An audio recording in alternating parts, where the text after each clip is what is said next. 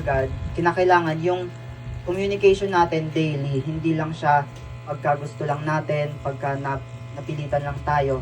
Yung communication natin through prayer, through devotion, yun yung communication natin sa Diyos na meron tayong nakikipag-usap tayo sa Diyos ng sincere na yung ating devotion, doon natin na ipapakita yung doon tayo lalong nagkakaroon ng progress dahil lalo tayong madadagdagan ng revelation ng mga pahayag once na nakikipag-communicate tayo sa Diyos. Dahil bibigyan tayo ng Diyos ng mga pahayag na pwede din nating maibahagi sa iba na sila din, pwede din nilang ma-adapt yung ginagawa natin na pakikipag-communicate sa Diyos. So tayo naman bilang isang mananampalataya, hindi pwede na tagapakinig lang tayo, yun lang yung gagawin natin. Hindi lang tayo taga-kanta, taga-tugtog. So meron tayong ministry, kundi yun yung sa word. Sa word yung ministry natin na maibahagi sa iba, na maipakita sa